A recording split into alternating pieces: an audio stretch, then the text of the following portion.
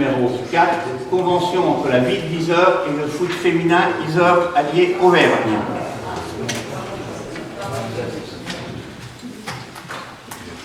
Donc, comme tous les ans à pareille époque, dès lors que nous accordons une subvention supérieure à 23 000 €, nous devons établir une convention entre l'association et la mairie.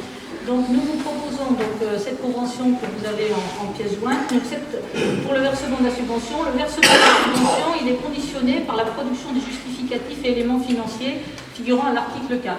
Donc, je suppose que tout le monde a lu l'article 4 de la dite convention. Et donc, nous vous proposons d'approuver les termes de la convention annuelle avec l'association football féminin Yzeure Allier Auvergne et d'autoriser M. le maire à la signer.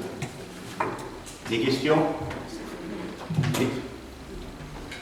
Michel? Oui, comme j'ai lu la convention, on verse 30% de la subvention. Ah non. Non. On a versé par anticipation, et vous l'avez autorisé tous, on l'a tous fait en décembre ou novembre. Oui. 10 000 €, puisque la subvention fait 30 000 €. Ah oui, mais ça ne correspond pas à ce qui est marqué dans la convention. Si. 30%. Eh bien, on a versé 30% en... À mon avis, elle est écrite comme ça, parce que c'est la même tous les ans. Hein. Oui, mais tous les ans, il y a la même erreur. On vote 30% l'année d'avant, mais sur demande express, et on a déjà voté 30%, 10 000 en novembre-décembre, et là, c'est pour inscrire les 20 000. Enfin, on inscrira, vous avez dû le voir, il y a 30 000 d'inscrits au budget de la subvention, et 20 000 qui va être voté après ce qu'on aura voté dans le cadre du vote du budget. Là, c'est la convention cadre. Ça va? Oui, ben, je ne suis pas convaincu, mais bon. Tu n'es pas convaincu? Bah, regarde là, mais... Bernard. Oui, je voudrais revenir un petit peu sur une question que j'avais posée. J'ai bien lu la convention, pas bien évolué, mais la commission s'est réunie, s'est siégée, donc on a un petit peu ce qui s'était passé. J'aimerais avoir quelques précisions un peu sur la situation financière de ce club Pur. Parce qu'il semblerait que, en tournant encore en rond, vous connaissez ce que je pense et ce que nous pensons de besoin d'un club de football féminin dans l'agglo, c'est indispensable, tout particulièrement pour nos jeunes qui vont apprendre le foot, qui c'est une discipline qui se développe. Et là, est-ce qu'on a des précisions sur un truc très clair, sur leur situation financière, sur leur compte? Parce que il y avait quand même des dettes assez lourdes, il y avait quand même des engagements qui n'avaient pas toujours respectés, puis après, vous savez, il y a les radios qu'on entend un peu de temps en temps, il semblerait que ça crée une certaine mouvance à l'intérieur du club à l'heure actuelle, ces histoires financières. Est-ce qu'on peut en dire un peu plus, sans pour autant, je sais bien, je ne demande pas que ça nous mette tout ici, là, mais nous en dire un petit peu plus quand même, pour l'intérêt de la maison.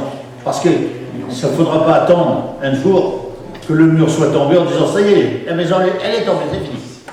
Non, moi je souhaite qu'on puisse prendre et que le conseil municipal et que la mairie puisse prendre des dispositions pour les accompagner, leur venir en aide, et je crois qu'ils en ont besoin pour que ce club puisse continuer de se développer et de se maintenir au niveau, pouvoir progresser. Mais déjà, si elle se maintenait au niveau où elle sort, ça serait déjà très bien.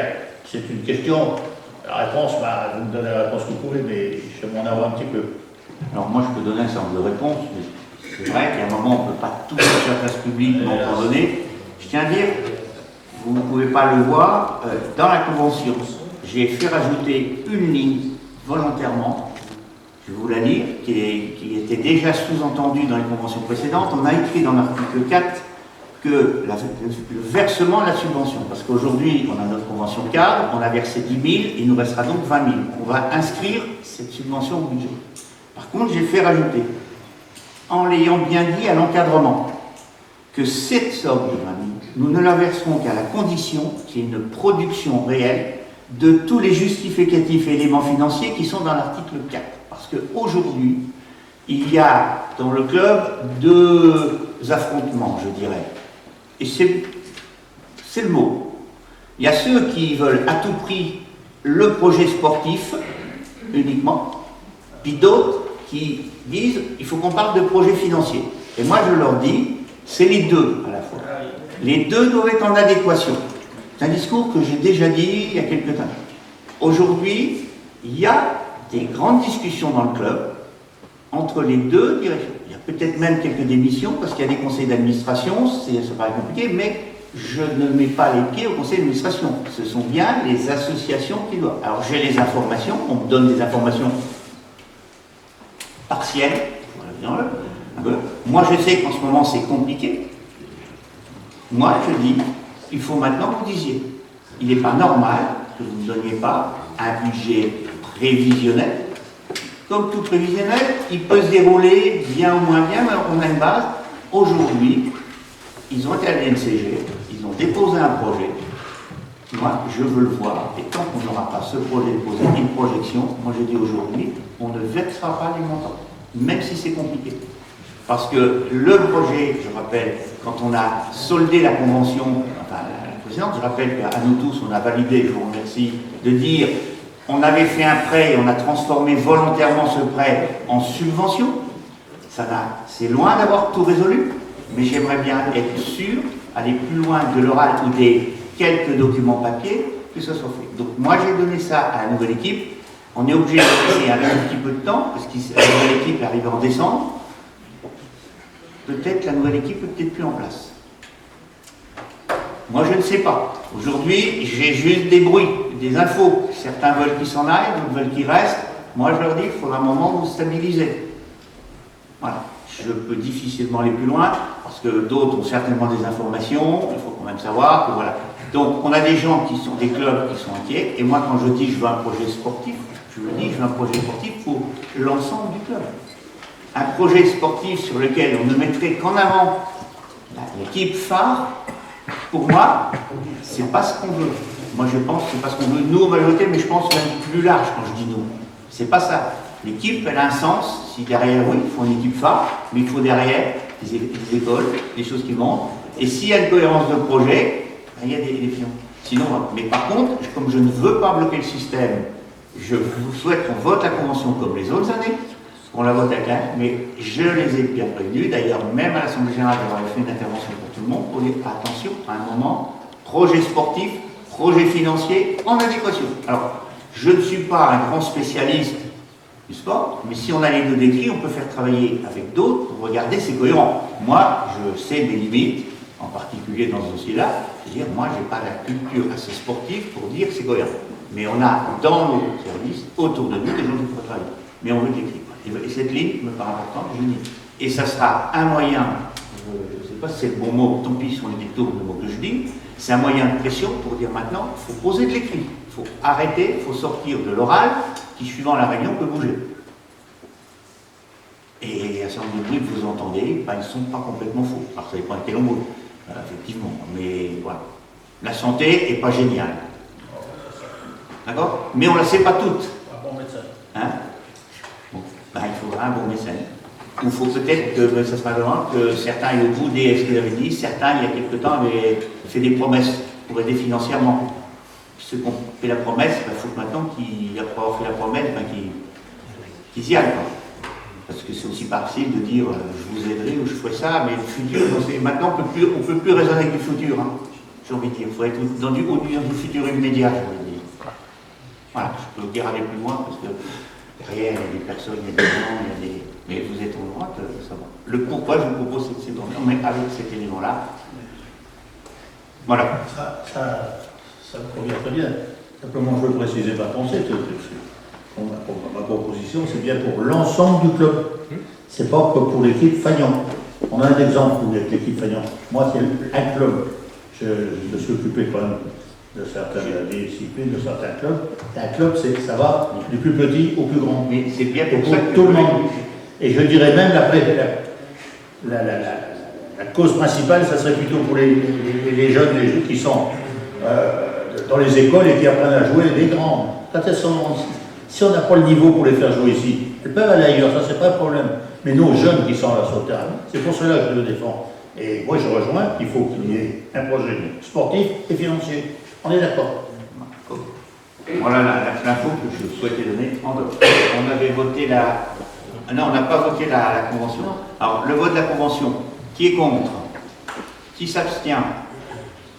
Bon, je vous remercie. Alors, on continue. Point numéro 5, fixation des tarifs du bar des Espace. Pascal Foucault. Oui. Donc actuellement, la gestion du bar des Espace est assurée par l'association Espace 2000. En Assemblée Générale Extraordinaire du 20 février 2020, nous avons prononcé la dissolution de cette association. Mais par contre, en prononçant cette dissolution, on prononçait aussi l'arrêt du bar. C'est pourquoi aujourd'hui, on vous propose de garder les temps de convivialité après les spectacles et c'est pourquoi on vous propose des tarifs, alors qui sont les mêmes que les tarifs précédents, mais qui seront gérés en gestion municipale. Donc les tarifs, je ne vous en fais pas lecture, vous les avez à l'écran. Des questions? Des oppositions? Des abstentions? Je vous remercie. Détermination et affectation provisoire des résultats du compte administratif 2019, du budget principal et des budgets annexes. Pascal? Oui. Donc, à l'issue de la journée complémentaire au 31 janvier 2020, la détermination et l'affectation provisoire des résultats se présentent ainsi qu'il suit.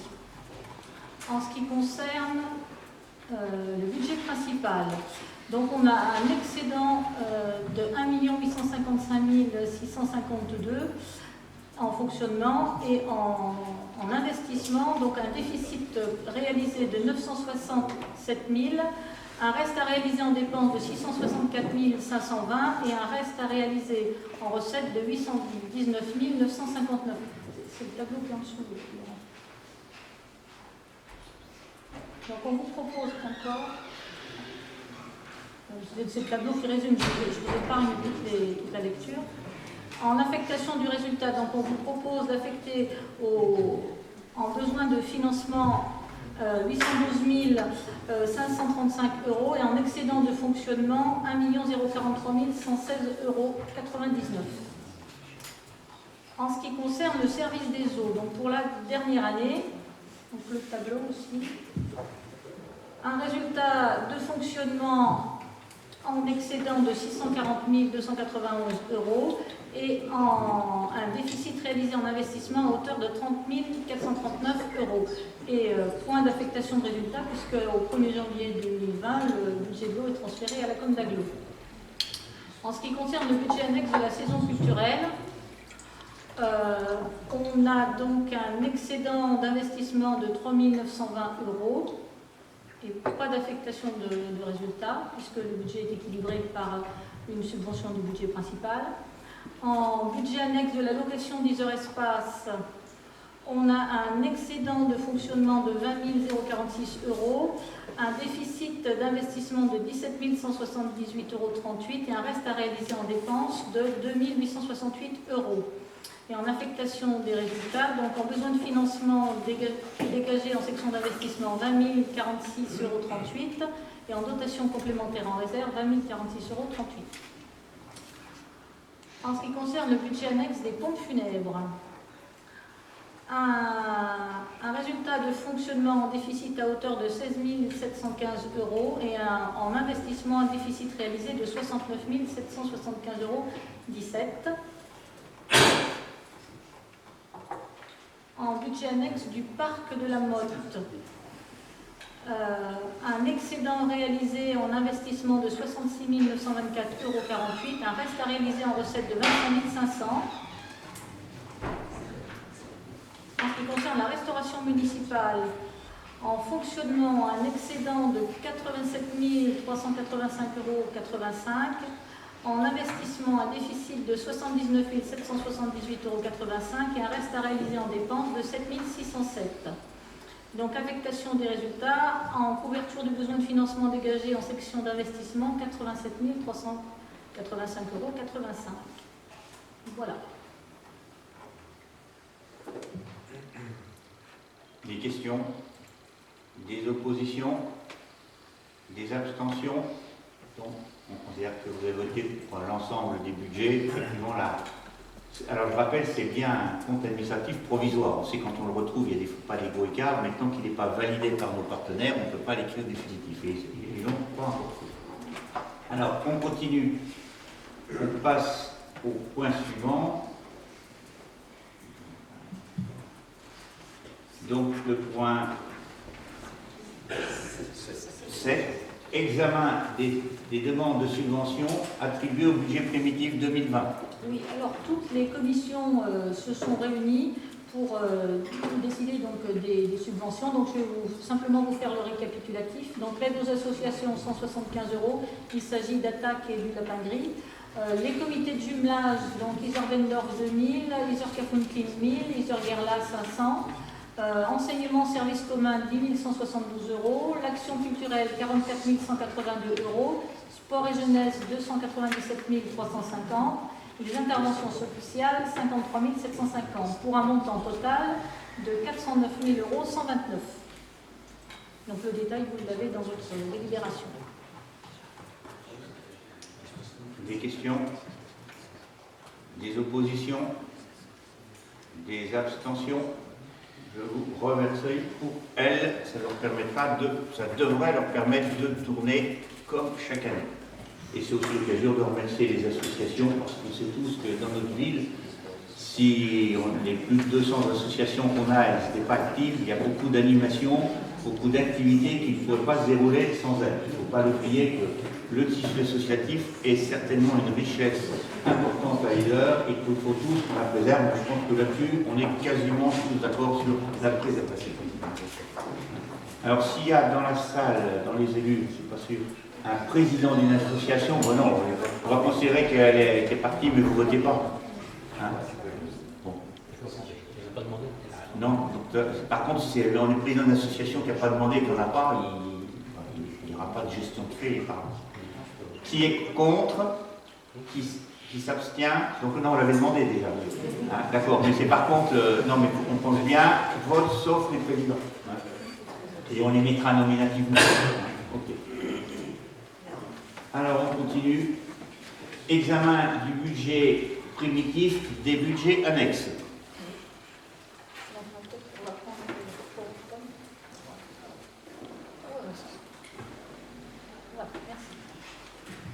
Donc on va commencer par le budget annexe de la saison culturelle.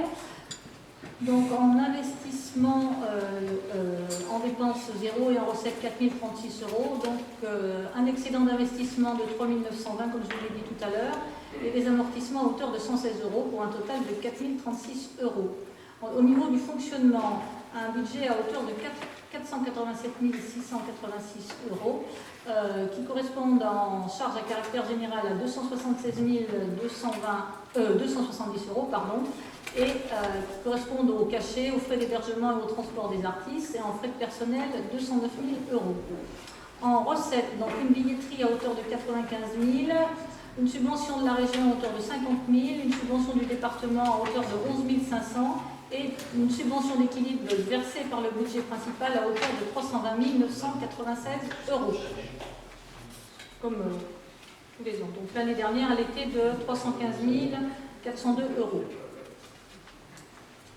Suivant. Budget annexe de la location d'Yzeure Espace. En investissement, donc en dépenses d'investissement 90 437 €, donc un report de dépenses de 2 868 €, un déficit d'investissement reporté de 17 179 €, des remboursements de capital d'emprunt à 35 300 €, des remplacements de lumière, la troisième tranche et la dernière, je pense, à hauteur de 23 000 €, et le remplacement du rideau d'avant-scène du théâtre pour 10 000 €. En recette, un excédent de fonctionnement de 20 046 €, des dotations d'amortissement à hauteur de 21 671 € et un emprunt d'équilibre de 25 000 € et un virement de la section de fonctionnement à hauteur de 23 630 €.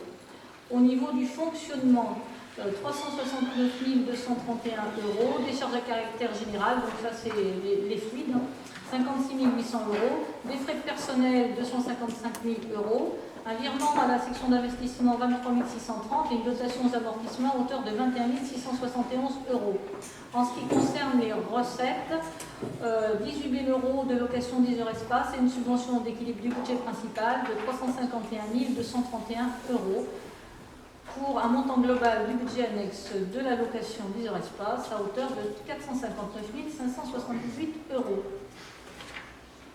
Le budget annexe des pompes funèbres. Alors en investissement, en dépenses d'investissement, on a notre déficit d'investissement de 69 776 euros et en recette, on a 40 904 euros d'amortissement et un virement de la section de fonctionnement de 28 872. Au niveau du fonctionnement, à hauteur de 103 191 euros. En dépenses, on a un déficit reporté de 16 715 euros, des frais de personnel de 16 000 euros, une dotation aux amortissements de 40 904 euros et un virement à la section d'investissement de 28 872. Et en recettes, ce sont les ventes de caveaux et les creusements de fosses à hauteur de 103 191 euros. Ce budget est d'un montant global donc de 172 967 euros. Je vais vous donner le stock de caveaux. Donc nous avons un stock de caveaux au 1er janvier 2020 de 49 caveaux et nous en avons vendu 28 en 2019. Je vous épargnerai les places. Bah, vous n'êtes pas pressés, mais bon, même si je pense que ça ne suffira pas si le virus fait des ravages. Ah bah, écoute. Allez, parc d'activité de la mode. On change.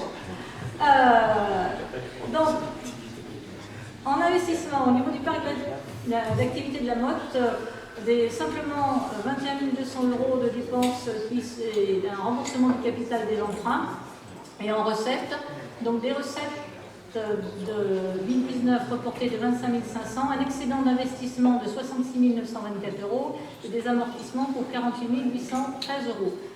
Donc on attend 136 237 euros de recettes. Au niveau du fonctionnement, 77 763 en dépenses, qui se décompose de la manière suivante: 8 500 de frais de personnel, le règlement de la taxe foncière, 43 813 euros de dotation aux amortissements et 9 450 euros d'intérêt d'emprunt. Au niveau des recettes, les loyers, puisque nous sommes propriétaires au parc de la Motte, donc à hauteur de 33 000 euros, une refacturation de la taxe foncière pour 4 000 euros et une subvention d'équilibre versée par le budget principal à hauteur de 40 763 euros. Donc le budget s'établit en dépenses à hauteur de 98 963 euros et en recettes 214 000 euros. La restauration municipale. Alors, au niveau de l'investissement, donc des dépenses d'investissement à hauteur de 241 186 euros, donc des dépenses d'investissement reportées de 2019 pour 7 607 euros, des déficits d'investissement 2019 à hauteur de 79 779 euros, un remboursement du capital d'emprunt de 140 300, du matériel de restauration pour 2 000 euros, du matériel spécifique pour la liaison froide 9 500 et du matériel informatique pour 2 000 euros. En recette, un excédent de fonctionnement de 87 385, des amortissements à hauteur de 28 222 et un virement de la section de fonctionnement 125 579. Au niveau de la section de fonctionnement, donc des charges à caractère général, 712 250 euros, des frais de personnel, 805 000 euros. Alors ce sont uniquement les frais de personnel liés à la production et au portage des repas. Des dotations aux amortissements à hauteur de 28 222, des intérêts d'emprunt 51 400 et un virement à la section d'investissement à hauteur de 125 579. En recettes, donc des ventes des repas aux usagers pour 357 500 et des ventes de repas à un service du budget principal 1 245 000 euros. Donc on a estimé les repas qui sont vendus par le budget principal, c'est-à-dire tout ce qui concerne les crèches, qui concerne la restauration pour les enfants, les accueils de loisirs. Ensuite, mise à disposition du personnel de restauration CCAS pour le portage des repas, 66 000 euros. Et donc la subvention d'équilibre versée par le budget principal à hauteur de 125 151 euros. Donc la subvention d'équilibre est nettement inférieure aux années précédentes, mais on vend, la restauration municipale vend les repas au budget principal à hauteur de 10,37 euros le repas. Et donc on estime qu'on va en vendre vendre 120 400 à 10,37 euros, ce qui représente un montant de 1 245 000 euros.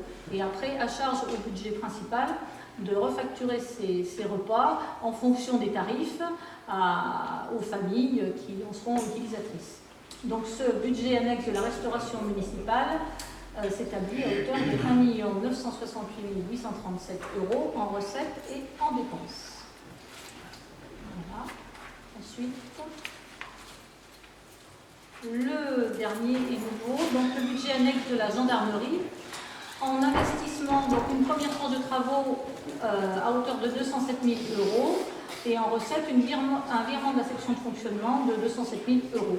En fonctionnement, des dépenses d'entretien à hauteur de 8 000 € et un virement à la section d'investissement à hauteur de 207 000 €. Et en recette de fonctionnement, l'encaissement des loyers de 215 000 €, ce qui correspond à ce que la gendarmerie nous donne actuellement. Donc ce budget s'équilibre à hauteur de 422 000 €. Je vous propose qu'on passe au budget principal et qu'on fasse le débat et les questions sur la totalité des budgets. Par l'opposition, c'est comme ça.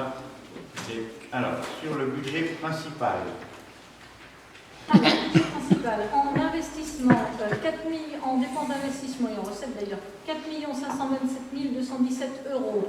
Des dépenses reportées pour 664 520, le déficit d'investissement reporté de 967 975 et des nouvelles dépenses pour 2020 à hauteur de 2 294 722 €. En recettes, donc des recettes de 2019 reportées à hauteur de 819 959 € et des nouvelles recettes de 2020 à hauteur de 3 707 258 €.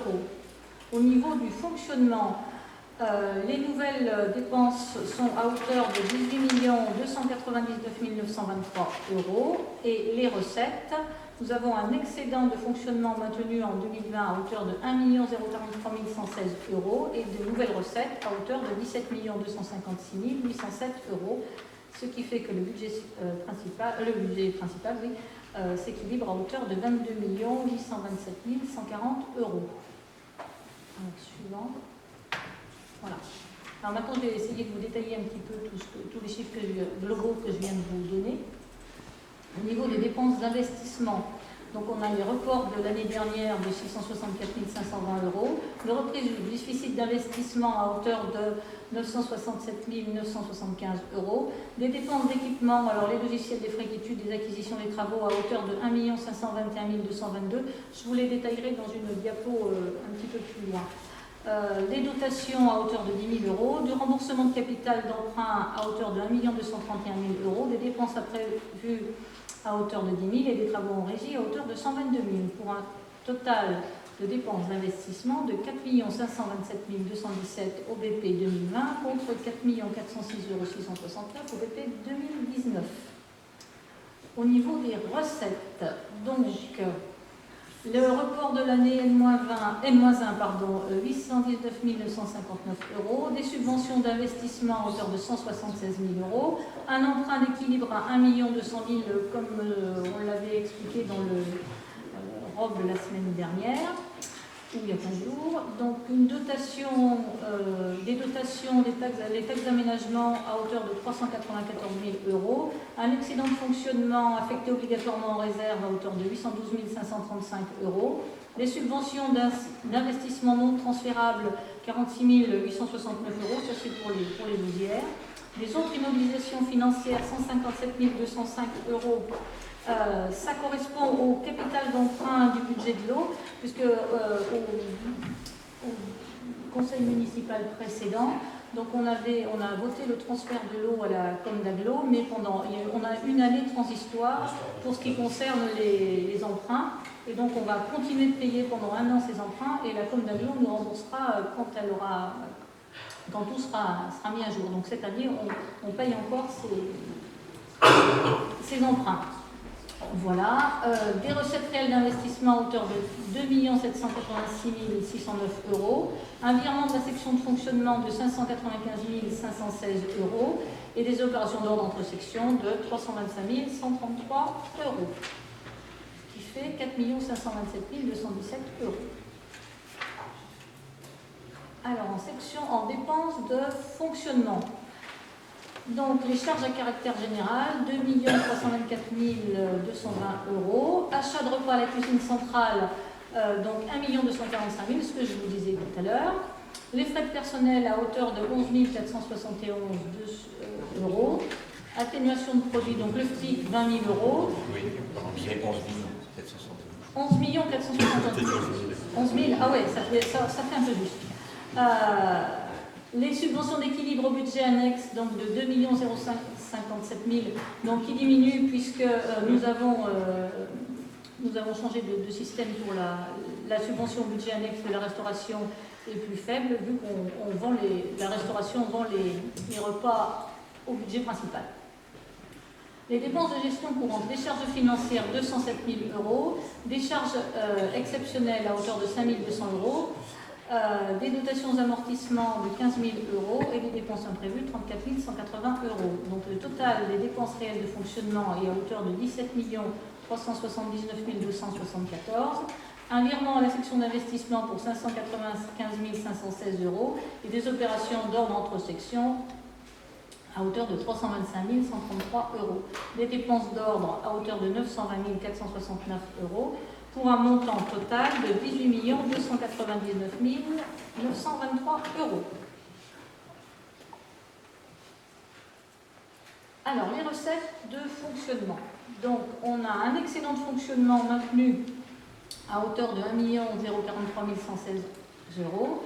Des atténuations de produits, donc 70 000 euros. Des ventes de produits fabriqués pour 2 541 931 euros. Des impôts et taxes, 11 621 462. Dotation, subvention, 2 804 950.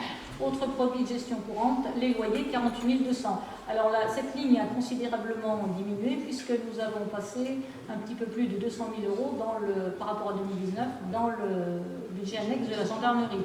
Donc là, il nous reste 48 200 euros des différents loyers, en particulier les différentes...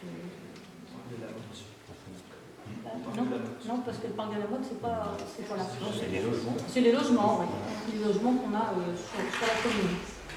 Les totales des recettes réelles de fonctionnement à hauteur de 17 086 543 euros. Des produits financiers à hauteur de 32 264 euros. Donc ça, c'est les intérêts d'emprunt. C'est plus élevé que l'année dernière, mais c'est les intérêts d'emprunt du budget de l'eau qui font augmenter cette ligne. Des produits exceptionnels à hauteur de 16 000 euros, des totales des recettes réelles à hauteur de 17 134 euros, des opérations d'ordre de transfert, des travaux en régie, 122 000 euros. Donc le total des recettes de fonctionnement est à hauteur de 18 299 923 euros. Ces dépenses sont en diminution de 5,5% par rapport à 2019. Suivant. Alors, donc là, c'est le programme d'investissement détaillé. Alors, des logiciels en particulier pour 26 000 euros, des travaux de voirie pour 176 000 euros, la réalisation du parking du crématorium pour 100 000, des acquisitions de jeux d'extérieur pour 31 500, du matériel de transport pour 25 000, du matériel pour les services techniques 28 000, poursuite des aménagements et équipements des osières 41 000, du matériel informatique 79 000,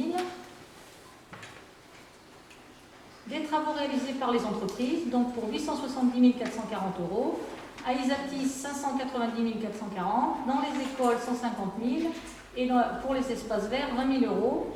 Et pour ce qui concerne les travaux en régie, les 122 000 euros de travaux en régie, des travaux d'accessibilité et de sécurité de voirie pour 36 000, des travaux dans les écoles pour 20 000, du câblage informatique pour 10 000, des travaux dans les gymnases pour 10 000, l'aménagement des osières pour 20 000 et l'aménagement d'espaces verts pour 22 000. Alors, dans ce budget, on prévoit donc un emprunt de 1,2 million et 25 000 euros pour le budget annexe de la location prise sur espace. Et on prévoit un désendettement sur l'année 2020 de 96 300 euros. Suivant. Ah ben ça sera après. C'est les trucs.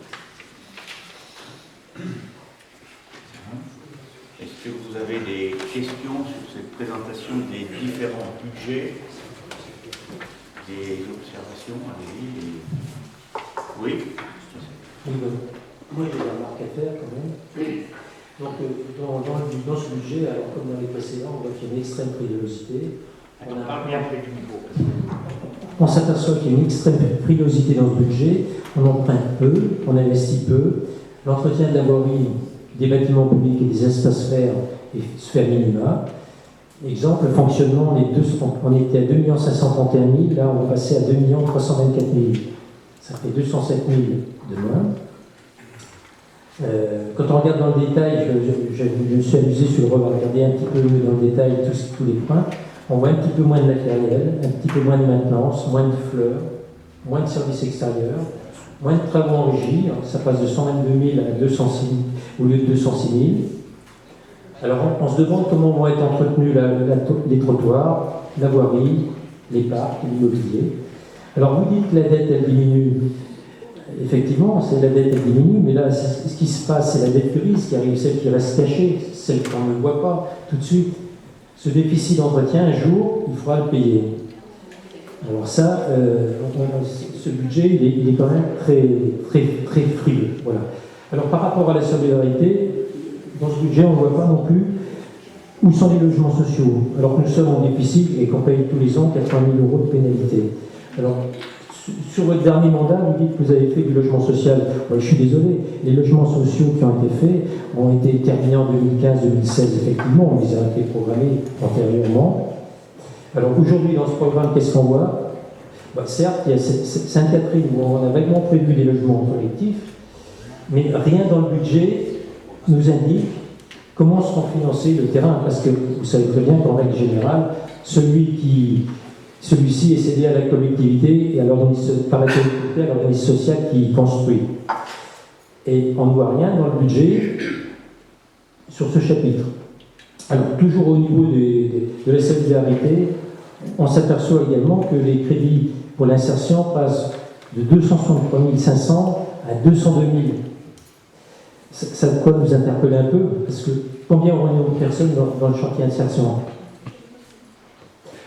Après, on va en profiter pour revenir sur le personnel. Là, tout à l'heure, ça m'a un petit peu choqué lorsque vous disiez que le personnel, on le critiquait. Non, on n'a pas critiqué le personnel.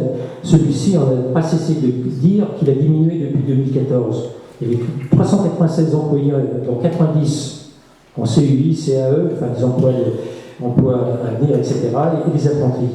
Aujourd'hui, on est à 324. Mais il n'y a plus que 20 emplois aidés, comme le CUI, et un seul apprenti.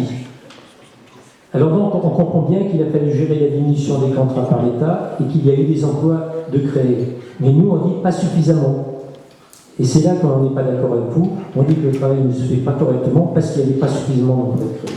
Certes, vous dites qu'il y a eu le recours au centre de gestion, mais pour quel coût? On était à 9 000 € en 2014, maintenant on en est à 480 000 €.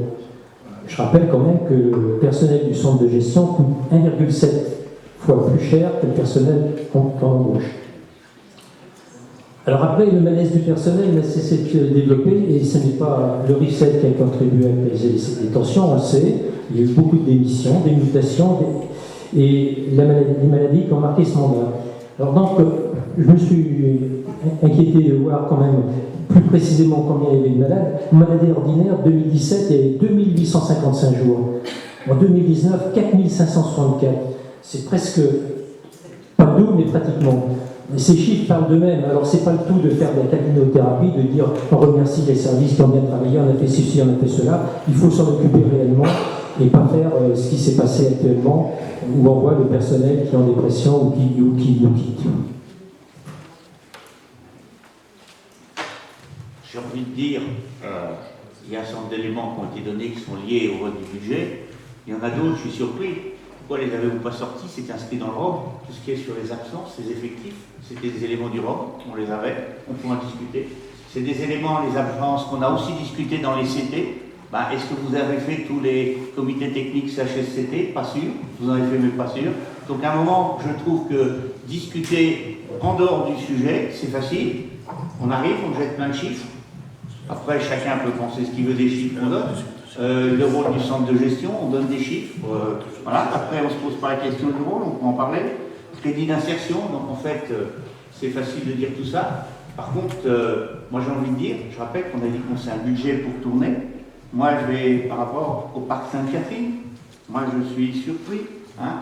Je rappelle que le parc Sainte-Catherine, s'il n'y a rien d'inscrit aujourd'hui, ben j'espère qu'on en inscrira le moins possible, parce que l'objectif c'est d'avoir un équilibre sur cette zone. Et que l'équilibre, on l'a fait sur une certaine base, un prix d'achat, un prix des travaux, un prix de vente, en sachant que quand on va avoir quelques, je ne sais plus quelle formule tu as dit, sur les vaguement prévus des logements, eh bien si pour toi, 100 logements sociaux contractualisés sur 400, c'est vaguement prévu, je te laisse à toi le droit de dire vaguement prévu. Et aujourd'hui, sur la première phase, il y en a 40 pour l'instant programmés avec Ali Habitat, et on sait très bien qu'Evolea est en train de nous contacter, on est en train de travailler parce qu'il y a de la place pour différents opérateurs, y compris parce que chacun a sa spécialité et ne proposera pas les mêmes types. Alors si effectivement une contractualisation qui dit 100 logements sociaux par rapport à 400, c'est vaguement prévu, je ne sais pas comment je peux être plus précis. Je suis désolé, je ne répondrai pas à ta question, c'est ce qui est contractualisé.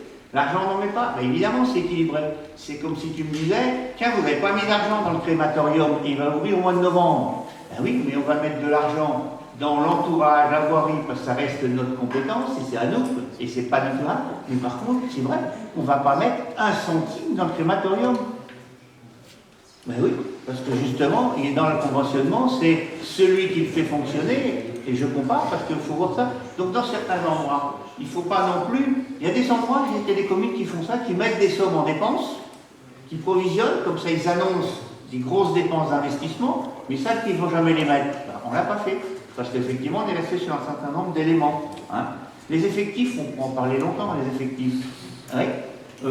Moi, je vais dire un élément. Les effectifs de la ville, si on regarde bien, jusqu'aux années à peu près 2011, on était à 320, 330, je dis à la louche, agents. À l'époque, on ne suivait pas en équivalent temps plein. Bon, maintenant, on s'aperçoit qu'on est obligé de gérer aussi en équivalent temps plein parce que y a beaucoup de gens qui, pour une raison, sont des fois sur des temps partiels, choisis ou non, je le reconnais, mais nous sommes montés de plus de 60 agents sur les années 2011, 2012, 2013. 60 agents. Chiffre, si je me trompe, je me retourne vers l'agent personnel de l'époque, il peut me dire. Lui, il serait mieux placé que moi, ou bien aussi bien placé que moi, savoir pourquoi sur 3 ans on a augmenté de 60. De 300, on est à 330, on pose à 400. Je suis désolé, c'est des chiffres. 400 agents on est passé. Alors il y a peut-être des temps partiels, il y avait des contrats aidés, je suis d'accord. Et puis après, effectivement, il y a des activités qui ont bougé. On a arrêté l'étape, qui était peut-être une des raisons de recruter. Après, nous avons retravaillé avec les services, nous l'avons fait, et aujourd'hui, nous sommes à l'équivalent de 300 ans. Nous sommes dans la même moyenne d'agents. Par contre, il faut regarder un équilibre en plein, il faut regarder les heures. Parce que moi, je suis surpris que Michel, tu sois inquiet qu'il n'y ait presque plus de contrats aidés. Mais j'ai connu Michel, le fervent supporter des Francs de gauche, très assidu, qui nous disait « faut arrêter ces temps partiels ». Eh bien oui, on est passé d'une centaine de temps partiels à 20, 25 temps partiels, et d'ici peu, on aura très peu. Mais oui, parce que l'inconvénient des contrats aidés, ils avaient plein d'avantages. C'était quand même du 24-25 heures. Donc à un moment, on nous dit « ah ben il n'y en a plus pas beaucoup ». Sauf qu'il faut savoir qu'à côté, on a recruté par des gens à temps plein ou avec un travail plus long. Grosse critique. Et moi j'oublie même le 1 million d'euros qui était lié à l'indemnisation sur les contrats aidés. Vous savez, j'en arrive presque à oublier de vous dire le budget, parce qu'on le sait, il est fait avec beaucoup moins d'argent qu'on avait quand on a commencé. Et là, c'est de la faute de personne dans cette salle. On a tous ces effectifs, donc il faut regarder ce qu'on fait comme activité. C'est facile de donner grands chiffres. Vous avez supprimé des postes. Bon, là, heureusement, ce soir, vous n'avez pas dit que vous avez licencié. À un moment, on écrit ça. Bon, voilà. Je prends un exemple. Beaucoup de critiques sur le centre de gestion. D'ailleurs, je crois que c'est une question que vous n'avez pas souhaité voter, ou il y a eu l'abstention, je ne sais plus, par rapport au dernier coup. Attention aux chiffres qu'on donne, 500 000. Quand on dit, moi je dirais environ 500 000, c'est le centre de gestion. Mais on n'est pas sur c'est pas 500 000, attention, c'est pas 500 000 pour indemniser des gens qui sont venus travailler, faire du remplacement de maladie. C'est pas ça. Je rappelle que dans le cadre de notre recrutement, et que nous avons des postes qui s'ouvrent, nous les publions, et que si des gens ont déjà travaillé avec nous en remplacement, on les regarde comment ça s'est passé. Et que, avant d'être stagiairisé, parce qu'on considère que la stagiairisation, la titularisation de la fonction publique, c'est quelque chose d'important, les gens ont un contrat, ils sont en CDD sur environ 1 an, et ils sont payés par le centre de gestion. Mais ce 1 an de CDD, 2 fois 6 mois, c'est l'objectif, c'est on pérennise les gens. J'ai demandé la question, vous savez combien on a dans le circuit de pérennisation, c'est-à-dire avec un objectif d'être ou titulaire carrière. Sur l'année 2018-2019, nous avons 30 personnes qui sont dans le circuit ou qui aboutissent. Un certain nombre sont déjà arrivés à être titularisés, donc ils sont salariés classiques de la fonction publique. D'autres sont en année de stagiairisation. D'autres sont dans le CDD qui précède. Et ce n'est pas des CDD de remplacement de maladie, c'est des postes disponibles dont on vérifie tous ensemble que la personne, elle est bien sur ce poste et nous, elle correspond à notre attente.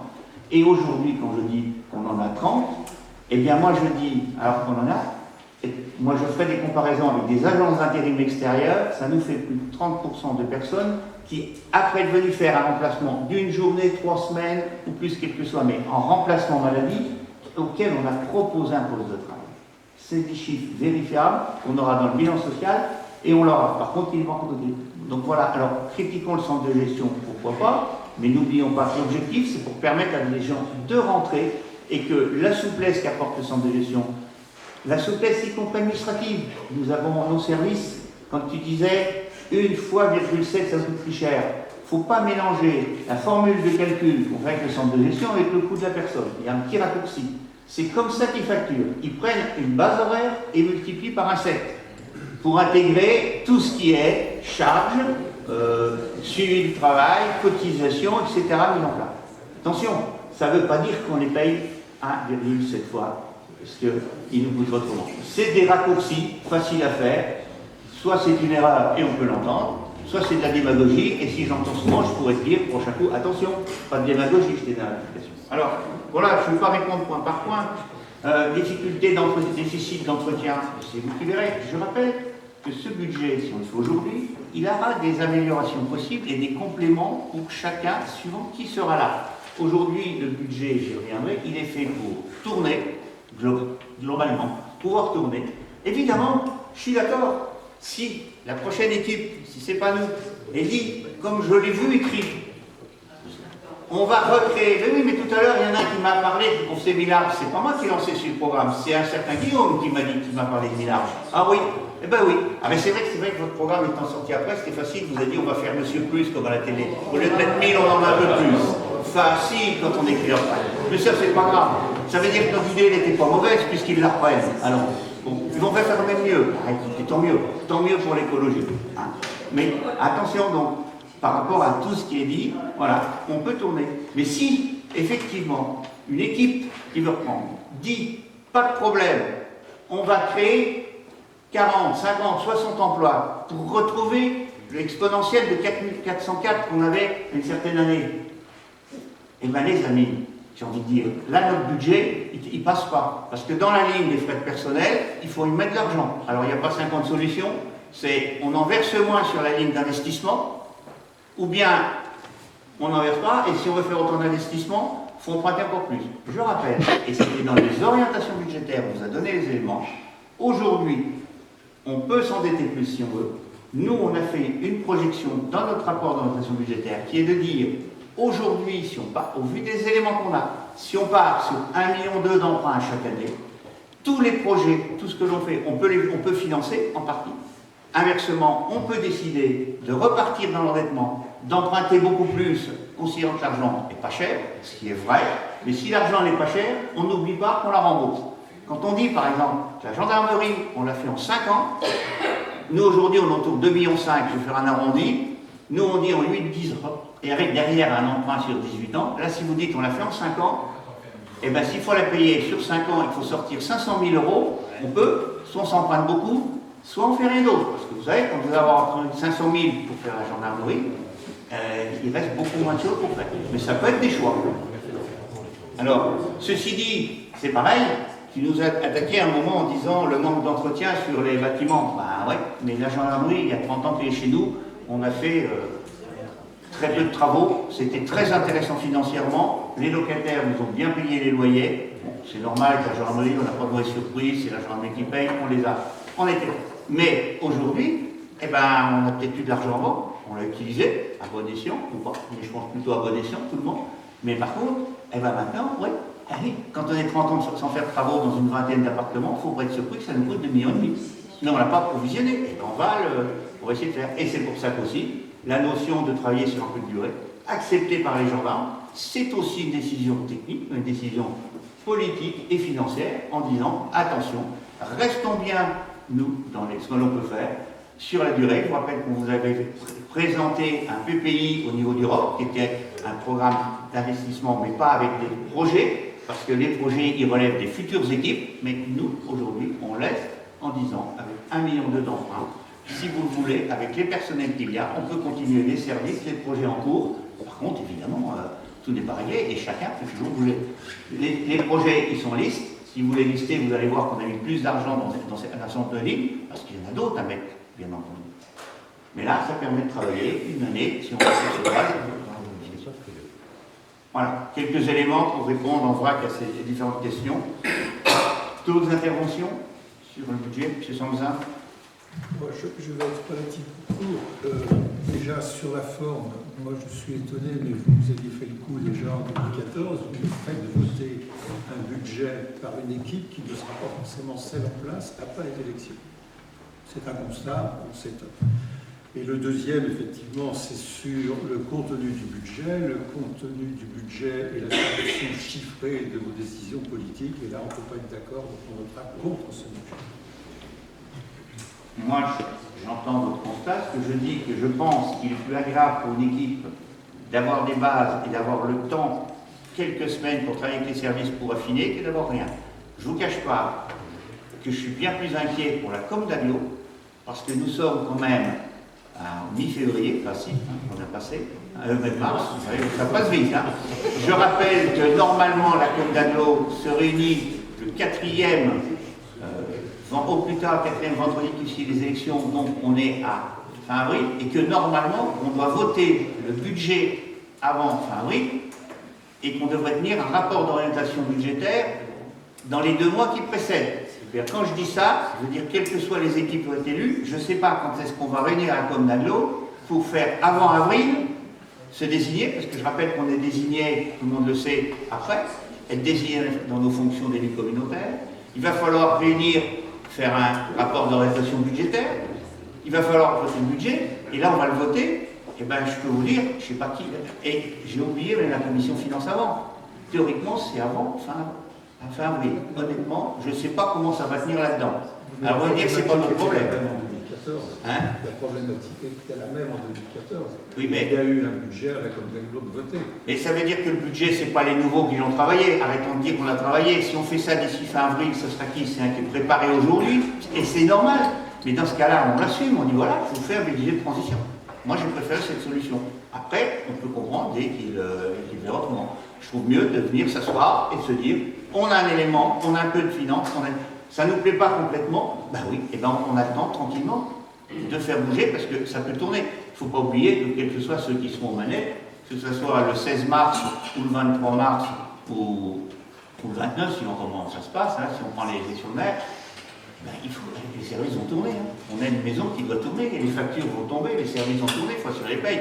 Donc il faut faire ça. Après, on sait bien qu'une DM, si on prépare une DM, quelqu'un veut la faire, à 1 mois, 2 mois, ça peut être fait et ça tourne. Voilà, mais j'entends qu'on préfère autrement. Nous, on préfère laisser, on dit voilà. Et vous avez des marges de manœuvre dans certaines lignes, chacun, nous aussi, hein, parce qu'effectivement, chacun pense être celui qui va choisir les marges de manœuvre, et c'est dans ce sens-là qu'on fait. Voilà, donc on va procéder au vote sur ce budget. Ah oui. Qui est-ce? Vous avez été 2, qui est-ce qui intervient? Vous êtes 2 à avoir levé la main, je répète les 2. Alors, nous avons reçu le bilan d'activité des services par mail le 28 février dernier. Donc, les chiffres que je vais donner sont issus de ce document, la page qui concerne la restauration municipale. Si on prend le tableau en bas de la page 62, en effet, il ressort une baisse du nombre des repas confectionnés par la cuisine centrale. Alors, je ne vais pas reprendre tous les chiffres, je prends seulement quelques exemples entre 2018 et 2019. Il ressort donc moins 5034 repas pour la restauration scolaire, moins 849 pour le portage des repas à domicile, moins 762 pour les accueils de loisirs, moins 485 au foyer de la baigneuse qui reçoit les aînés à midi. On note également une baisse pour le personnel, moins 1392 pour les agents de la restauration. J'ai noté la hausse de 400 € repas des crèches et 1538 pour la gloriette. Et même avec cela, entre 2018 et 2019, le nombre de repas confectionnés par la cuisine centrale accuse une baisse de 13 468 unités. Et la baisse est même de 31 712 entre 2014 et 2019 pour les divines du tableau. La Chambre des comptes, la Chambre régionale des comptes préconisait la recherche de nouveaux clients. Donc ma question est alors très simple. Comment expliquer cette érosion importante du nombre de repas préparés par la cuisine centrale? Guillaume, tu voulais compléter, non? Alors, moi j'ai envie de dire, on va peut-être jouer à deux voix pour te répondre. Parce que tu as donné des chiffres 2018-2019 et des chiffres 2014-2019.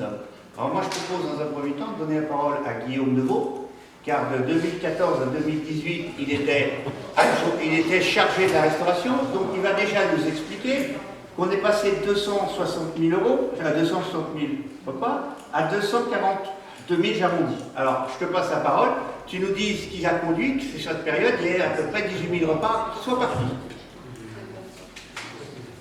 Et je répondrai pour 2018-2019, évidemment, tu n'étais plus là.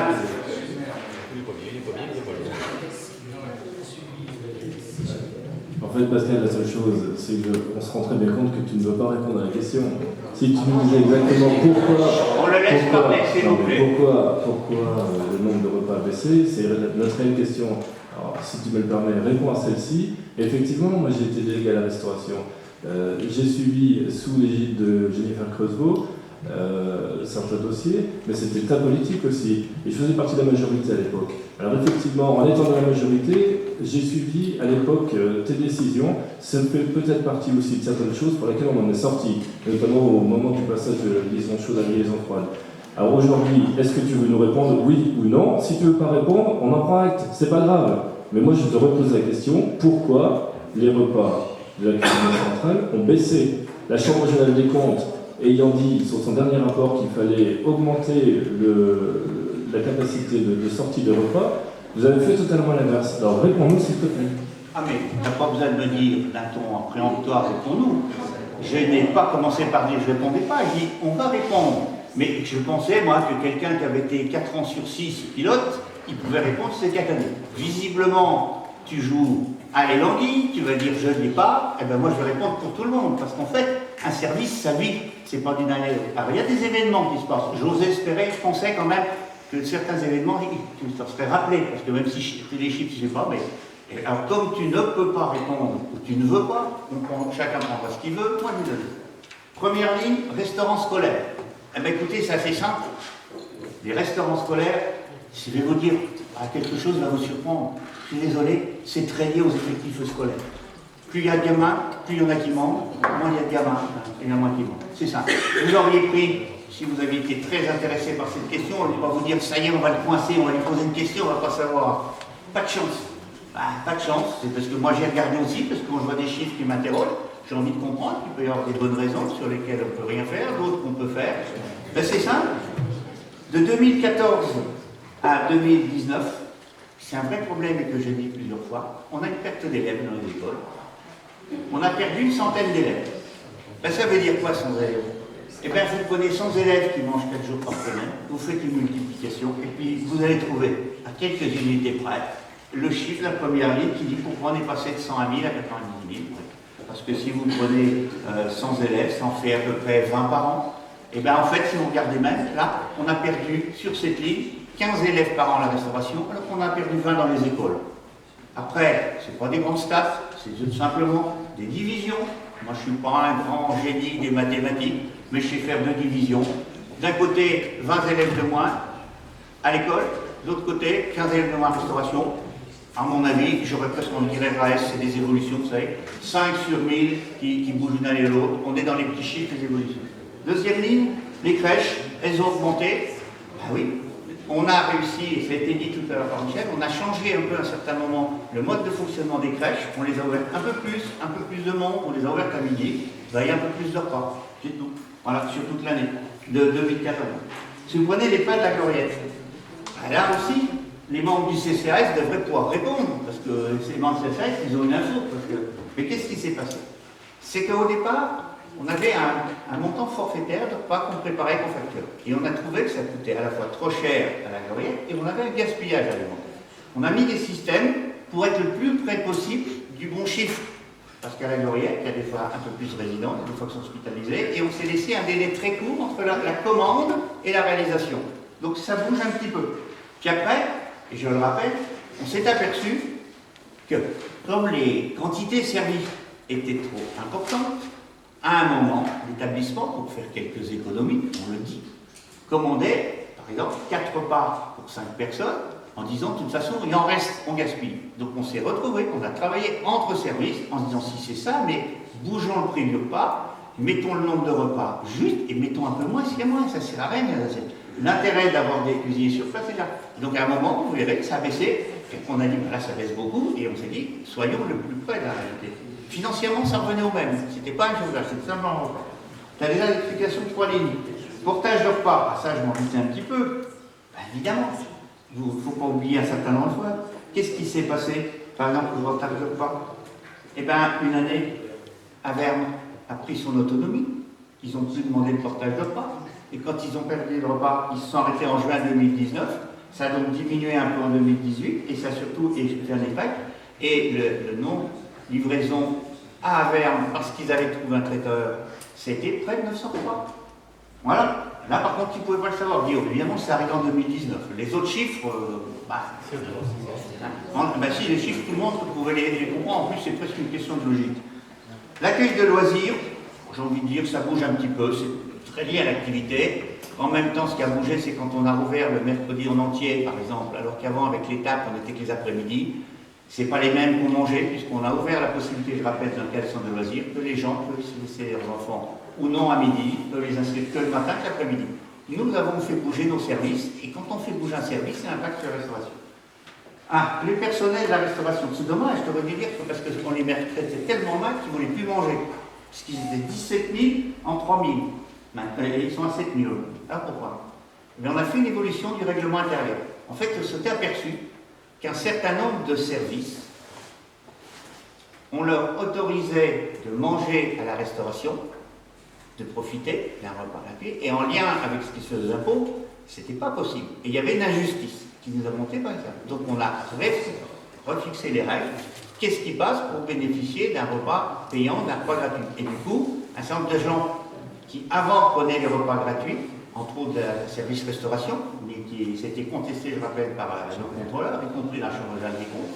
Et du coup, ils se sont dit, quitte à faire, au lieu de rester manger sur place pendant une demi-heure, je rentre manger chez moi. C'est des choix d'individus. Et une grande partie, c'est là. Et là, par contre, ça apparu en 2016-2017, Guillaume. Pour info. Mais je t'aide un peu, parce que après, comme tu me dis, je mens, on a le droit d'oublier. Si on oublie, c'est pas grave. Ça arrive à tous.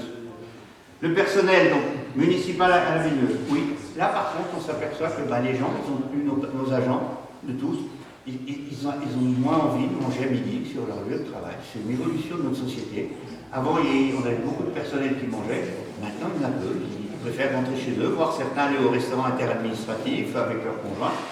Il y a moins une attente de manger avec les collègues. Mais bon, ils mangent un peu de bruit, ça, on se rassure. Je continue. Personnes âgées au foyer de la baigneuse. Vous avez vu, on est en train de retravailler pour relancer un petit peu. On avait le noyau dur qui était là, et c'est très difficile de faire intégrer des gens nouveaux dans un groupe déjà constitué. Donc il y a un travail de nos services pour essayer de voir comment on fait venir plus. Les communes extérieures, ça s'est arrêté. Et bien là, moi, par contre, je suis en désaccord complet avec la Chambre des comptes. Nous, ils nous avaient dit, côté bien, oui, il faut, pour rentabiliser la cuisine, produire plus. Mais si produire plus, c'est produire des repas sur lesquels on a un déficit, nous avons fait une analyse des coûts, et on a vu très facilement que depuis le début, mais c'était un choix de mutualisation, je dirais, avec les communes, on savait que les repas qu'on fournissait aux communes rurales n'étaient pas rentables, si on les regardait financièrement, ils nous coûtaient plus cher, ils nous revenaient plus cher qu'on le vendait. J'ai donc, moi, considéré, j'ai fait une rencontre avec les maires, et je crois qu'à l'époque, on était beaucoup, on avait parlé. J'ai rencontré chaque maire, et pendant un an, on a dit, voilà, vous avez deux solutions. Soit vous payez le prix du repas au prix qui nous revient à nous, ISOL, soit on voit avec vous et vous trouvez un service. En fait, la grande différence qu'il y a entre quand on avait mis le système en place il y a de nombreuses années et maintenant, c'est que depuis de nombreux traiteurs se sont mis à porter les repas à domicile. Et en fait, chacune des communes rurales avait vu que dans sa propre commune en proximité, ils avaient un traiteur qui pouvait, d'un point de vue économique, fournir leur repas. Et puis voilà. Et puis quand on a fait le tour, et bien quand on regarde tout ça, et ben voilà les explications. Donc à un moment, ceux qui auraient envie de dire, c'est une qualité, j'espère que vous ne sous-entendiez pas que c'était une mauvaise qualité du service, parce que vous allez vous mettre à dos encore un groupe d'agents qui pour l'instant ne voudraient pas être là. Vous avez déjà les espaces verts, la voirie publique, il faut y arrêter, hein, parce que je vous avais dit, les amis, ça va être compliqué. Si c'est pour une question technique, vous avez la réponse technique. Et ce n'est pas du tout un choix politique de restriction de X ou pas, et en même temps, oui, il faudrait faire peut-être plus de repas. Et d'ailleurs, dans cette question, on avait débattu un moment où certains s'étaient interrogés comment ça se fait qu'on allait peut-être faire des repas à la poste, ça n'a pas été suivi, ils n'ont pas donné suite, c'est leur droit, mais la question, elle n'est pas fermement ce service, je rassure aussi. Le service, il a un coût, on le sait, mais voilà. Donc j'ai essayé de répondre à la question justement, et je ne peux pas définir comme certains avaient pensé. J'aurais pas su, j'aurais dit très simplement que je ne savais pas, parce que s'il est possible qu'à des moments, le budget de la ville, je dis souvent en réunion publique, c'est comme le nôtre familialement, mais un peu plus de zéro et un peu plus de lignes. Mais en général, il faut commencer par pas dépenser l'argent qu'on n'a pas. Ça serait peut-être la règle de base. Et si on faisait tout ça en disant, on peut étayer, on peut emprunter, mais ne dépensons pas l'argent qu'on n'a pas qui ne rentrera pas.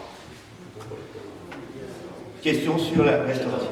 Alors, je rappellerai aussi que l'ensemble des bilans qu'on nous a transmis, ça paraissait intéressant. Je rappelle que j'ai vu aussi que certains trouvent dommage qu'on ne l'ait pas eu avant. On l'a donné quand les services étaient prêts.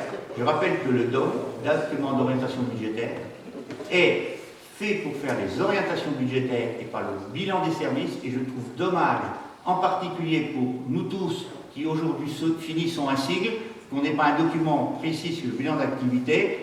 Si on avait eu, on aurait pu attendre pour le donner après. Et vous avez vu la présentation, on a un peu peiné. Je remercie les services qui ont travaillé rapidement. Mais c'est plus un document d'ailleurs de travail, d'interrogation, de savoir ce qui s'est passé, que reconnaissance du travail et de savoir ce qu'on fait. Et ça, je pense que, quelles que soient les équipes, il faut qu'on étoffe ce bilan d'activité. Peut-être pas le sortir trop tôt, parce qu'en fait, si on veut faire un bilan sur l'année, on est un peu tôt pour tout traiter, parce qu'en même temps, les services travaillent sur les financements. Donc, je dirais à un moment où on va gagner, mais je pense que le bilan d'activité, je tiens à me rappeler, il est fait pour ça. Et pour être le plus proche, et le plus on arrivera à faire d'uniformité, un peu comme on a fait dans le rapport d'orientation budgétaire, le plus chacun des élus peut avoir des outils pour suivre l'activité, suivre les budgets de sa ville. Voilà. Guillaume ? Moi, je voudrais répondre ou au moins dire quelque chose par rapport à ce que tu dis sur la restauration scolaire. Tu dis effectivement, c'est logique, c'est parce qu'il y a une baisse d'effectifs. Pourquoi tu t'es pas interrogé par le passé de cette baisse d'effectifs? Après, déjà, si tu avais réfléchi pendant 6 ans et avoir une vue globale des effectifs sur les écoles, on aurait peut-être, plutôt que d'aller créer dans un avenir un quartier en périphérie de la ville, on aurait peut-être pu réfléchir et avoir une notion d'urbanisme un peu plus mesurée et un peu plus en équilibre avec les quartiers, ce qui aurait pu permettre de maintenir des effectifs supplémentaires à l'école. Parce que là, les familles sont expliquées. Explique-moi où les enfants vont aller à l'école demain. Est-ce que tu y as réfléchi? J'en suis pas certain. Parce que, à mon avis, on va perdre un certain nombre d'élèves par rapport à ça. La deuxième chose par rapport au restaurant scolaire, ce que tu oublies de dire aussi, c'est que le prix du repas a augmenté. Alors, il faut peut-être un peu réfléchir aussi. Est-ce que certaines familles vont pas retirer les enfants du restaurant scolaire par rapport à l'augmentation du prix? C'est une simple interrogation, mais je pense qu'il est peut-être temps de se poser la question. Alors, bon, moi oui, M. Sandrin. Oui. Oui, je crois qu'on est en train de prendre une tournure qui n'a plus rien à voir avec un conseil municipal. Il faudrait peut-être arrêter vos querelles politiques et parler du conseil municipal. Comment nous on va quitter la place parce que ça ne nous intéresse pas. Mais je ne peux pas ne pas répondre à des questions. Là, moi, je me suis contenté de répondre à des questions. Ouais, enfin, elles sont quand même très orientées, ces questions. Ah, les questions sont orientées. Oui, mais moi, est-ce que j'ai le choix de dire que je réponds qu'à celles-ci? Non, mais moi, après, j'allais arrêter le débat là, sur ces éléments. Voilà, moi, je ne vais pas répondre. Quand on me dit que je n'ai pas réfléchi, je répondrai à d'autres endroits. Je dirais, d'accord. Mais on voit bien, on a eu une séance de robe où certains ont dit on va jouer, on va lui faire peur, on va rien répondre, on va dire rien, et comme par hasard, on ressort toutes 3 semaines après. Ah oui, c'est vrai que ça vous a fait 3 semaines pour préparer et avoir des infos. Bon, ben, c'est pas grave, vous n'avez pas eu le temps de préparer le robe, vous aviez votre temps à faire, normal. Maintenant, on va revenir sur le budget. Je ne répondrai pas. Arrête de mépriser les élus parce que tu peux pas dire ça, c'est n'importe quoi. Guillaume, tu prends la parole comme ça, évidemment je la donne, je ne méprise pas les élus, je dis à un moment, on prend la parole, pourquoi pas, mais à un moment, il faut savoir rester. Et à un moment, j'aurais envie de dire, si j'étais le vieil enseignant que je suis, je pourrais dire hors sujet. Et à hors sujet, voilà. Alors, moi aujourd'hui, on est sur le budget, on vous a présenté les budgets annexes, maintenant on va passer au vote. Qui est contre?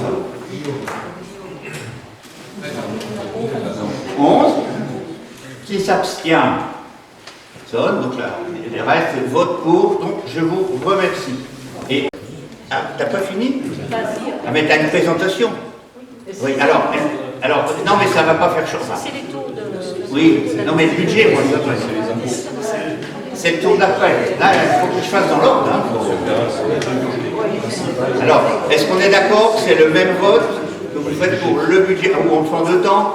On va considérer qu'on a beaucoup parlé du budget principal et sur les budgets annexes. Qui est contre? Même position? Qui s'abstient? Alors, vous êtes contre? Allez, je vous laisse 30 secondes pour vous mettre d'accord si vous voulez, c'est bon. Ah non, je sais pas, moi, je vous hésiter. Moi, je vous hésiter, je fais pas de démocratie. Voilà. Qui est contre les voitures? Qui est contre les budgets? Je peux faire dans l'ordre, on comprendra. J'ai entendu quelqu'un qui a parlé, je ne sais pas ce qu'il a dit. Alors, vous êtes 11 pour les budgets annexes et pour le budget principal. Je veux être sûr qu'on est bien. C'est les taux d'imposition.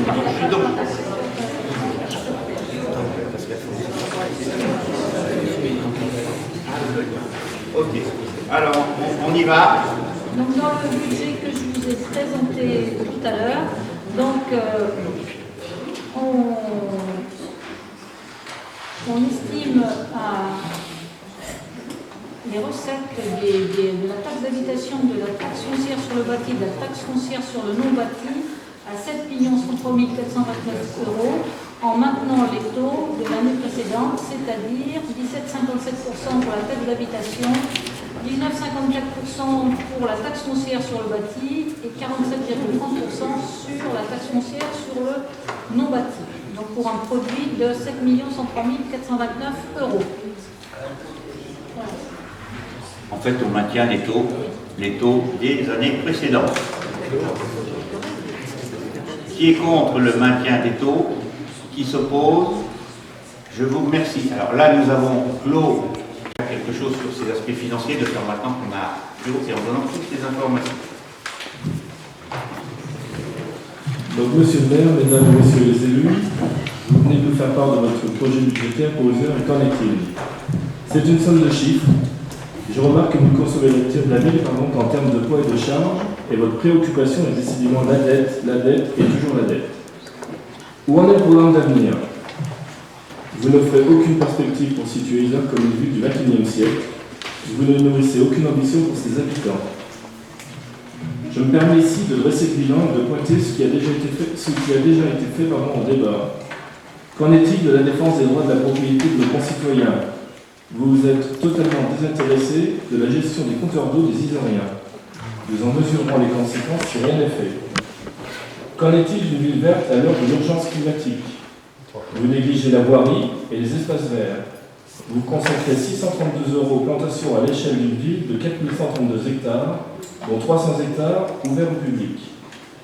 Vous rendez-vous compte du contraste de ces données qui sont bien caricaturales? Qu'en est-il de l'attractivité du centre-bourg? Vous avez délaissé la plage du Ferry, vous n'avez pas accompagné la reprise du petit commerce, vous avez abattu les arbres sans en replanter, vous avez dédaigné son aménagement et vous n'avez pas rénové les terrasses de l'église. Cette place est bien triste et critiquée aujourd'hui. Qu'en est-il de la solidarité? Comment se fait-il qu'une municipalité qui se dit sociale et socialiste n'ait planifié et réalisé qu'un seul logement social, qui plus est celui du gardien du château de Panloup? Comment justifiez-vous le fait de ne pas avoir planifié et construit des logements sociaux durant votre mandat? Qu'en est-il des économies que vous louez à longueur de temps? Les comptes de la restauration en plus sont en berne. Vous avez créé de la dette grise par votre négligence et les dommages seront bien difficiles à relever. Pourquoi avoir dépensé la somme de 1 700 000 pour l'achat des terrains de Sainte-Catherine lorsqu'il était possible de les acquérir partiellement? Vous avez investi 900 000 € pour créer seulement 4 places supplémentaires de crèche à Isère et la liste est bien incomplète. Enfin, qu'en est-il de votre politique des ressources humaines et des forces vives municipales? Concernant les agents municipaux, vos chiffres témoignent de réduction du nombre d'emplois, des activités d'insertion. Un seul apprenti et le recours à l'intérim qui coûte cher. La diminution des effectifs vous amène à externaliser les services, aussi bien en entretien qu'en voirie. Vous estimez le climat apaisé, mais nous notons une augmentation de 1700 jours d'arrêt maladie au cours de l'année 2019. Vous négligez les associations en réduisant globalement leurs subventions, alors même qu'elles contribuent au dynamisme et à l'attractivité de notre ville. Ces questions et ces remarques sont bien nombreuses et témoignent de votre politique étriquée et rétrograde. Monsieur Guillaume, je vous demande d'aller assez vite parce que vous êtes sur votre programme de campagne. On a gagné votre document. Juste de finir, nous ne nous inscrivons pas dans ces propositions. Non, mais attendez, nous sommes vraiment j'entends, mais pas. je vous demanderai d'abréger, d'être sur le budget. Je ne vois plus beaucoup sur le budget. Vous êtes sur un bilan, une campagne, c'est votre droit, mais ce n'est pas le jeu. Je transmettrai cette intervention à M. Grandès pour qu'elle soit mise au compte rendu et je la transmettrai à la presse. Merci. Vous en ferez ce que vous voudrez. Voilà. Je ne vais pas répondre surtout point par point, parce qu'il y a beaucoup de points qui correspondent à des points de campagne. Je n'ai pas le soin d'apporter. C'est facile. Je sais qu'il est facile d'aboyer quand on sait que la personne ne répondra pas. On sait bien, après tout. Mais on lira. Et moi, j'ai envie de dire que vos questions, les historiens, c'est leur rôle, trancheront d'ici 15 jours, et puis ils se prononceront. Ce n'est pas le but ici aujourd'hui, ce qu'il en est. Voilà. Donc on va arrêter. Je constate quand même par rapport aux attaques qu'il y a quand même quelques services qui vont être encore très contents de ce que vous avez dit ce soir. Et c'est pour ça que c'est important que vous ayez et que vous donniez votre document écrit. Parce qu'à l'écrit, on pourra le décrypter et on aura le temps de répondre chacun de nous quand on voudra. Alors, je continue. Non, vous n'avez pas levé la main. Non, mais... Bon, alors, nous continuons. On a fini, mais pas tout à fait. Alors, il y avait une petite question diverse sur le transport, mais vous avez, enfin sur le transfert, alors il ne faut pas qu'on l'oublie. Hein. Ah oui, Marie-Luce, vous voulez sur le budget. On fait qu'on finit le budget, puis on revient à la question diverse après. Marie-Luce, sur les grandes lignes budgétaires. Oui, une intervention du groupe majoritaire.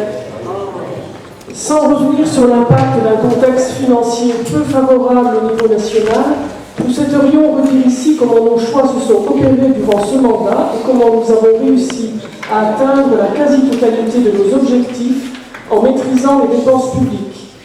Même s'il a fallu assumer la baisse des dotations et la suppression des emplois aidés, nous avons pu tenir le cap que nous nous étions fixés grâce à une implication très forte des différents services municipaux. Le rapport d'activité 2019 retrace à ce titre le travail de qualité et les actions phares menées par les différents services. Ainsi, chaque secteur de la collectivité a recherché les économies potentielles à faire sans dégrader la qualité du service, en remettant en cause une organisation, en supprimant des tâches inutiles, en modernisant et en optimisant ses outils et ses méthodes de travail. La collectivité s'est modernisée en accélérant l'informatisation, la dématérialisation, source d'économies conséquentes. Le recrutement de compétences extérieures, la mobilité interne pour disposer des bonnes compétences sur les bons postes, le remplacement des emplois aidés par des personnes qualifiées et auxquelles nous offrons un avenir professionnel durable ont eu un coût, mais s'avèrent rentables sur la durée en termes d'efficacité. L'organigramme a été repensé et adapté au fil du temps pour recentrer chaque service sur sa mission de base, son cœur de métier. Toutes les ressources mobilisables ont été mobilisées. Par exemple, recours au chantier d'insertion pour compléter les équipes des espaces verts quand c'est nécessaire. Des effectifs cibles ont été étudiés pour adapter les ressources en fonction des réels besoins. Parallèlement, durant le mandat, nous avons dû aussi faire face à des imprévus. Nous avons dû supporter financièrement des dépenses qui n'avaient pas été prises en compte ni provisionnées durant le mandat précédent et qui sont venus inéluctablement obérer les budgets successifs. On peut citer par exemple l'absence de provision pour la rénovation énergétique, on en a parlé tout à l'heure, des locaux de la gendarmerie, laquelle va impliquer un programme de rattrapage pluriannuel de travaux estimé à 2,7 millions, alors qu'au cours des 25 années écoulées, seulement 240 000 € ont été consacrés à l'entretien de ce patrimoine. Pour le paiement des arriérés de consommation d'assainissement à moulin-communauté sur la période 2001-2014, qui a nécessité la signature d'un protocole transactionnel et le versement durant le mandat de plus de 300 000 € à moulin-communauté.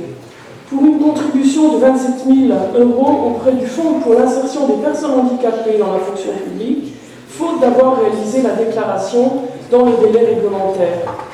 Pour plusieurs autres dépenses actées sous l'ancien mandat mais différées financièrement sur ce mandat, comme l'acquisition de certains terrains, la rénovation de la salle Jean Ferrat, l'étanchéité de l'école Jacques Prévert par exemple.